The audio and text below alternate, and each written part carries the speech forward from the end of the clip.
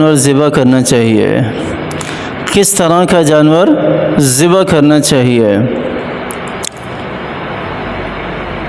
ہماری ساری جتنی بھی عبادتیں ہیں یہ بھی عبادت ہے، اللہ تعالیٰ کے راستے میں جانور کو ذبح کرنا عبادت ہے، جیسا کہ اللہ تعالیٰ نے خود قرآن پاک کے اندر ارشاد فرمایا لن ينال الله لحومها ولا دماؤها ولكن يناله التقوى منكم۔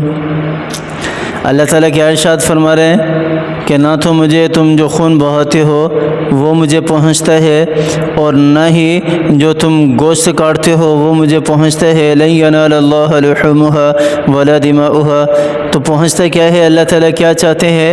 اللہ تعالیٰ چاہتے ہیں کہ میرا بندہ میرے حکم کو پورا کرنے والا بن جائے۔ ولکن ینالہ التقوی منکم، اس کا مطلب یہی ہے کہ میرے بندے کے دل کے اندر میرا ڈر اور خوف ہو اور وہ میرا حکم پورا کرنے والا بن جائے۔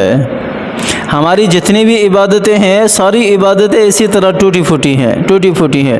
ابھی قربانی کا عمل آ رہا ہے، بہت سارے لوگوں کو میں نے ایسا بھی دیکھا ہے جو اچھے بھلے ہیں، صاحب نصاب ہیں، اللہ تعالیٰ نے بہت ساری نعمتوں سے نوازا ہے، لیکن قربانی کا جانور وہ ڈھونڈ کر جو بالکل لکڑی کی طرح پتلا ہوگا اور بالکل مرنے جیسا ہوگا اور بالکل سستا ہوگا، ایسا جانور پیڑھی سے ڈھونڈ کر لے کر آئیں گے اور اس کو قربان کریں گے، اس کی قربانی دیں گے۔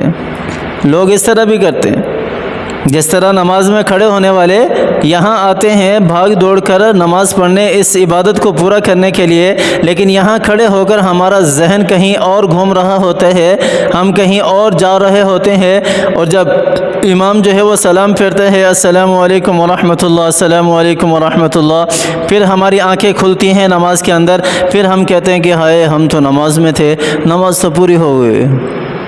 تو قربانی جیسے عمل کے اندر بھی کچھ لوگ اس طرح کرتے ہیں، اور کچھ لوگ اس کے برعکس بھی ہیں۔ اللہ تعالیٰ نے ان کو اتنا زیادہ دے دیا ہے کہ وہ ریاکاری کے اندر پڑ جاتے ہیں۔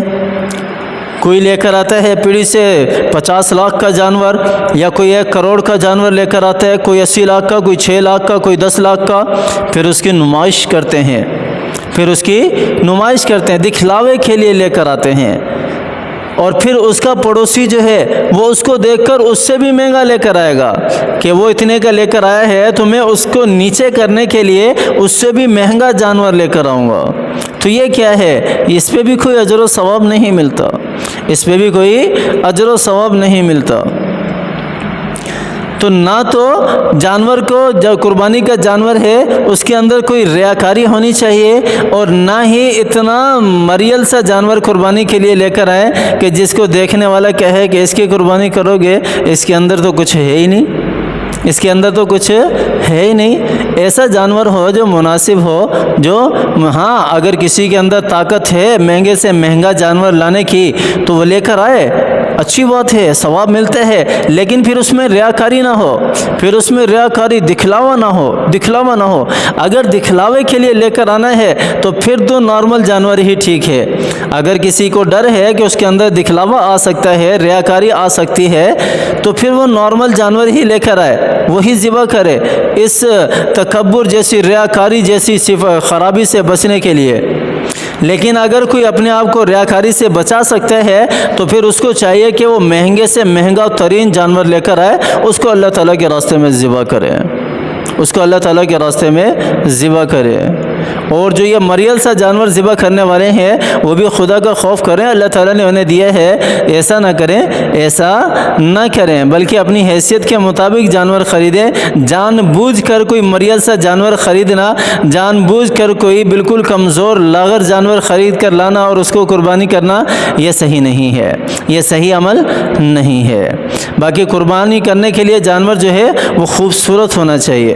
آپ صلی اللہ علیہ وسلم کی احادیث ملتی ہیں ہمیں جس میں آپ صلی اللہ علیہ وسلم کا مفہوم واضح ہے کہ قربانی کا جانور جو ہے وہ خوبصورت ہونا چاہیے، تکڑا ہونا چاہیے، جاندار ہونا چاہیے، موٹا تازہ ہونا چاہیے۔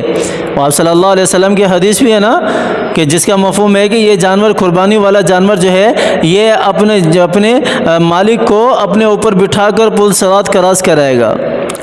تو بھئی اس حساب سے پھر جانور لے کر آئے نا. اب بندہ خود تو 10 من کا ہے, موٹا تازہ ہے, اور جانور لے کر آئے قربانی کا بالکل لاغر دبلا پتلا, تو یہ تو زیادتی ہے نا پھر جانور کے ساتھ. وہ کیسے اس کو اٹھا کے دوڑے گا؟